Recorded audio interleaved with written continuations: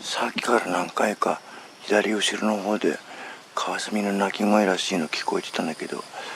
見ても分かんなかったけど、今見たら偶然飛び出して排水溝に沿って中に入ってった。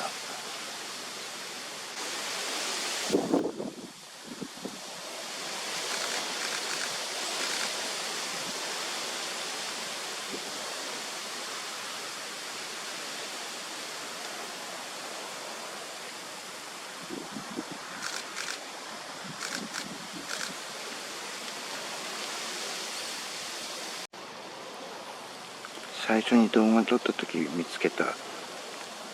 ワセミの糞が落ちてるところにやっぱりカワセミ止まってたわ。今映ってないけど、さっき